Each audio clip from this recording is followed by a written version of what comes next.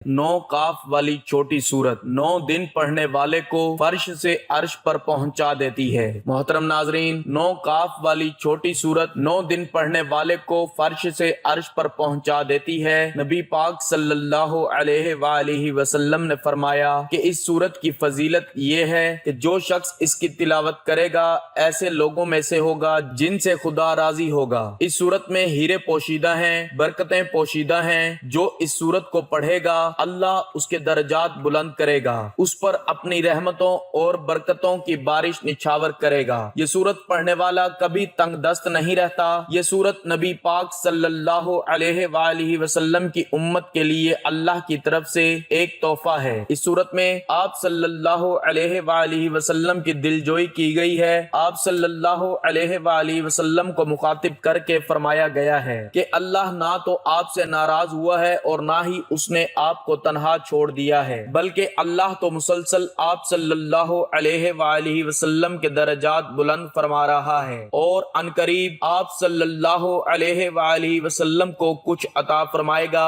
कि आप खुश हो जाएंगे। यतीमी में भी अल्लाह ने आपको सहारा दिया। जब हक की तलाश में बेचैन हुए तो अल्लाह ने कुरान के जरिए आप सल्लल्लाहु अलैहि वसल्लम को हिदायत दी। तंगदस्त हुए तो अल्लाह ने फरागी अता की। तो ये वो सूरत है जो नामुमकिन को मुमकिन कर देती है। अगर कोई मुश्किल में घिरा हुआ इंसान इसको पढ़ेगा तो अल्लाह उसकी मुश्किल को आसान करेगा। अगर कोई तंगदस्त पढ़ेगा तो अल्लाह उसके रिज्क में फरागी अता करेगा। किसी गुमशुदा शख्स की वापसी के लिए अगर कोई पढ़ेगा तो वो शख्स मिल जाएगा। कैद से रिहाई के लिए पढ़ेगा तो रिहाई मिलेगी। अटके हुए कोई काम हल हो जाएंगे। इस सूरत को एक बार लाजमी पढ़ें। तो ये सूरत सूरत दुहा है। ये 30वें पारे की छोटी सी सूरत है। नबी पाक सल्लल्लाहु अलैहि वसल्लम की हयात तैयबा में एक मौका ऐसा आया है कि 3 साल के लिए अल्लाह ताला ने हर किस्म का कलाम और वही मनकता कर दी। इस दौरान अल्लाह का हुजूर सल्लल्लाहु अलैहि वसल्लम से ना कलाम हुआ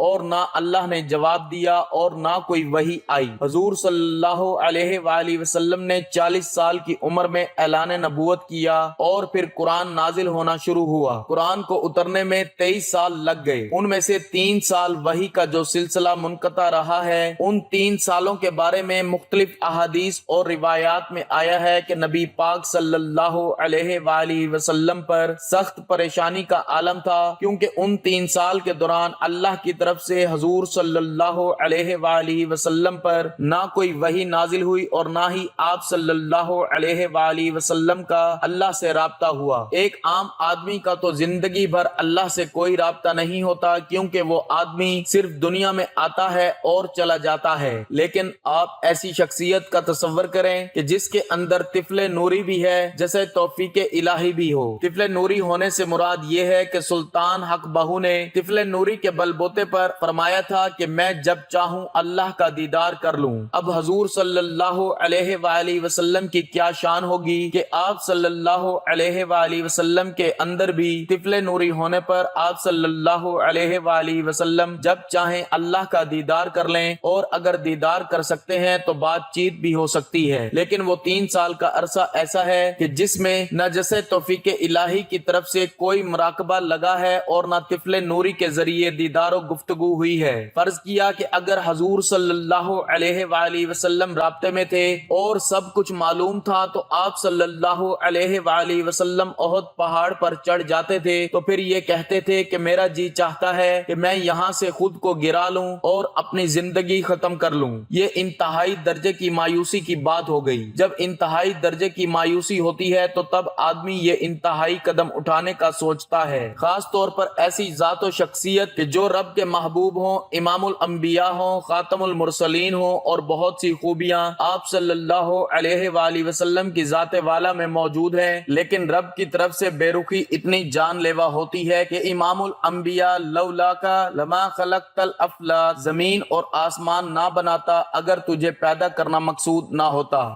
ایسی ذات بھی اللہ تعالیٰ کی طرف سے اس بے رخی کو شاید برداشت کرنے کی قوت نہیں رکھتی۔ حضور صلی اللہ علیہ وآلہ وسلم کے لیے اللہ نے دنیا کو بنایا تو ان کا اللہ کی ذات اور رضا کے لیے تڑپنا اور سسکنا بامعنی ہے۔ 3 سال کے عرصہ کے دوران نہ جبرائیل آئے اور نہ وحی آئی اور نہ ہی کوئی اللہ سے کلام ہوا، اور آپ صلی اللہ علیہ وآلہ وسلم اس قدر پریشان ہو گئے۔ ہمارے پاس توصیحی الفاظ بھی نہیں ہے کہ جو آپ صلی اللہ علیہ وآلہ وسلم کی کیفیت ان 3 سالوں میں گزری ہے اس کیفیت کو الفاظوں میں بیان کر سکیں، لیکن وہ جو 3 سال کا عرصہ گزرا ہے اور ان 3 سالوں میں بسا اوقات نبی پاک صلی اللہ علیہ وآلہ وسلم جب احد پہاڑ پر چڑھ جاتے اور ارادہ کرتے کہ میں اپنے آپ کو ختم کر لوں، تو اس طرح کی سوچ اسی وقت پیدا ہوتی ہے کہ جب ہم چاروں طرف سے ایک بے یار و مددگاری کا شکار ہوں، ایک ایسی غیر یقینی کیفیت کہ جس میں انسان کو اپنی بے مائگی کا مکمل احساس ہو۔ وہ 3 سال کا عرصہ ان کیفیات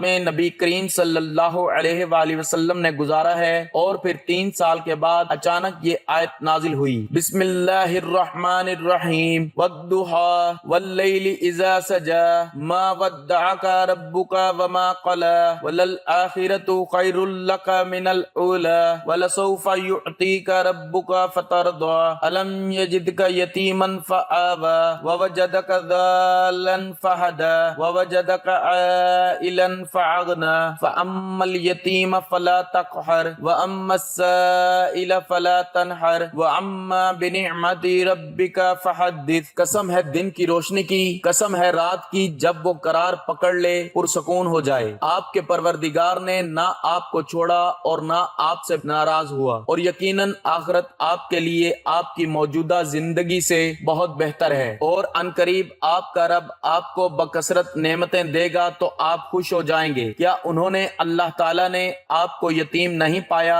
پھر ٹھکانہ دیا، اور آپ کو بے خبر پایا پھر راستہ بتلایا، اور آپ کو محتاج پایا پھر مالدار بنا دیا؟ تو آپ یتیم پر سختی مت کیجیے اور سائل مانگنے والے کو مت جھڑکیے، اور اپنے رب کی نعمتوں کو بیان کرتے رہیے۔ سورۃ ضحیٰ کے بے شمار فضائل و برکات ہیں۔ اس سورہ مبارکہ میں ان عنایات بے پایاں اور احسانات عظیم کا تذکرہ فرمایا جا رہا ہے جو رحمان و رحیم رب العالمین نے اپنے محبوب ترین بندے اور رؤوف الرحیم رسول پر فرمائیں۔ بعد ازاں اسی رحمت للعالمین کو اپنی مخلوق پر ابر رحمت بن کر برسنے کے جو سلیقے اور آداب سکھائے ان کا ذکر ہو رہا ہے۔ دینے والے کی شان کریمی کی کوئی حد نہیں تو لینے والے کے ظرف اور دامن کی وسعت بھی انسانی فکر کی حدود سے ماورا ہے۔ ابتدائے اسلام میں جبکہ رسول اللہ صلی اللہ علیہ وآلہ وسلم مکہ مکرمہ میں تھے، چند دنوں تک اللہ تعالیٰ کی طرف سے وحی کا سلسلہ موقوف ہو گیا تو کچھ کافروں نے آپ صلی اللہ علیہ وآلہ وسلم کو یہ طعنہ دینا شروع کر دیا کہ تمہارا رب تم سے ناراض ہو گیا ہے، اس لیے اب تمہارے پاس ان کی طرف سے وحی نہیں آ رہی ہے۔ اسی طرح کے طعنوں اور دل خراش باتوں کو سن کر یقیناً انسان تکلیف اور درد محسوس کرتا ہے، لیکن رسول اللہ صلی اللہ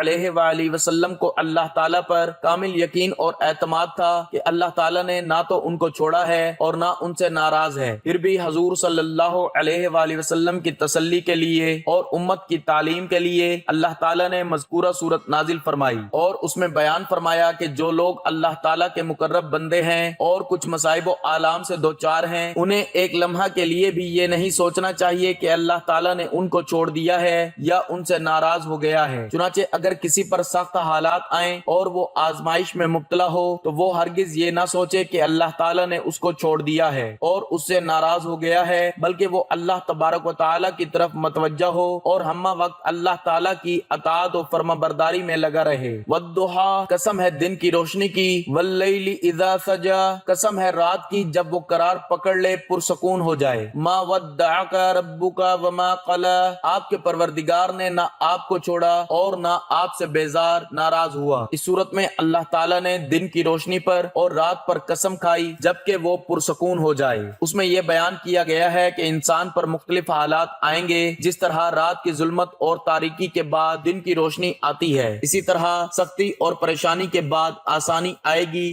वलल आखिरतु खैरुल लका मिनल ऊला, और यकीनन आखिरत आपके लिए ए मोहम्मद सल्लल्लाहु अलैहि वाली वसल्लम आपकी मौजूदा दुनियावी जिंदगी से बहुत बेहतर है। इस आयत करीमा से मुराद ये है कि आखिरत की जिंदगी आपके लिए दुनिया की जिंदगी से बेहतर है, और इसका दूसरा मतलब ये भी हो सकता है कि आपकी दुनियावी जिंदगी में हर आने वाली हालत पिछली हालत से बेहतर और अफजल होती चली जाएगी। यानी इसमें आप सल्लल्लाहु अलैहि वाली वसल्लम के लिए खसूसी बशारत है कि अल्लाह ताला आपको अलूम मुआरिफ और अपने कुर्ब के दर्जात में तरक्की अता फरमाएंगे, और उसमें आपके लिए दुनियावी जिंदगी के मुआशी मसाइल और इज्जत और हुकूमत में तरक्की की तरफ भी इशारा है। जैसे इस आयत में हजूर सल्लल्लाहु अलैहि वाली वसल्लम के लिए खसूसी बशारत है, इसी तरह हर नेक मोमिन के लिए हिम्मत अफजाई है कि उसको खुदा ताला की खसूसी रहमत का हर वक्त उम्मीदवार रहना चाहिए। अगर मोमिन अपनी जिंदगी में हजूर सल्लल्लाहु अलैहि वाली वसल्लम की मुबारक सुन्नत की इत्तबा करे और अल्लाह सुब्हानहु व तआला का कुर्ब हासिल करने की कोशिश करे तो उसकी जिंदगी में हर आने वाला लम्हा पिछली जिंदगी से बेहतर और अच्छा होगा, क्योंकि अल्लाह सुब्हानहु व तआला मुसलसल इसके इल्म व अमल, अक्ल व शऊर, इज्जत व एहतराम और दीगर अमूर में इजाफा फरमाएंगे और उसको तरक्की अता करेंगे। लिहाजा अगर मोमिन पर कोई मुसीबत और परेशानी आए तो उसको चाहिए कि रंजीदा और गमगीन ना हो,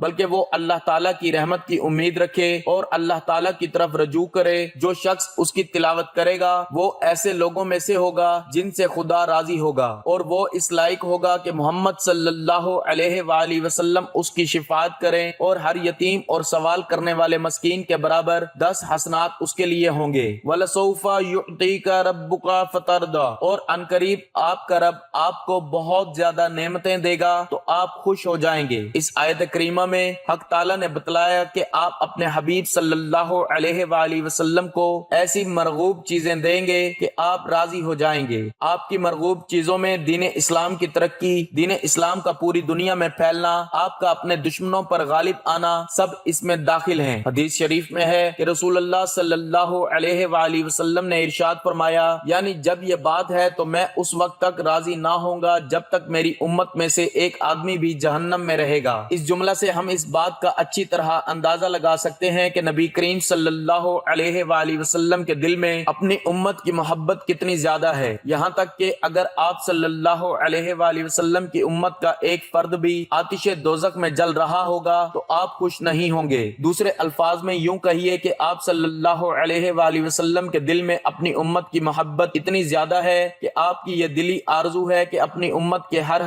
फर्द को जन्नत में देखें। चुनांचे कयामत के दिन रसूलुल्लाह सल्लल्लाहु अलैहि वाली वसल्लम अल्लाह ताला से सिफारिश फरमाएंगे कि उनकी उम्मत के हर फर्द को जन्नत में दाखिल किया जाए। रसूलुल्लाह सल्लल्लाहु अलैहि वाली वसल्लम अपनी उम्मत से बेपनाह मोहब्बत फरमाते हैं। उनकी मोहब्बत का तकाजा ये है कि हम भी हम्मा वक्त रसूलुल्लाह सल्लल्लाहु अलैहि वाली वसल्लम से मोहब्बत और वफादारी का इजहार करें। इस सिलसिले में दो चीजें इंतहाई अहम और जरूरी हैं। पहली चीज ये है कि हमको चाहिए कि जिंदगी के तमाम अमूर में हम रसूलुल्लाह सल्लल्लाहु अलैहि वाली वसल्लम की इत्तबा करें, और जिन चीजों और कामों से हजूर सल्लल्लाहु अलैहि वाली वसल्लम खुश नहीं थे और हमें उनसे रोका तो हम उन चीजों और कामों से बिल्कुल इज्तनाब करें। उसी से हजूर सल्लल्लाहु अलैहि वाली वसल्लम की पूरी वफादारी और कदरदानी का इजहार होगा। दूसरी चीज ये है कि हम कसरत से दुरूद शरीफ पढ़ें, खास तौर पर हम जुम्मा के दिन ज्यादा से ज्यादा दुरूद शरीफ पढ़ने का एहतमाम करें। हमारा ये अमल नबी करीम सल्लल्लाहु अलैहि वाली वसल्लम के कल्बे मुबारक में फरत और खुशी का बाइस होगा।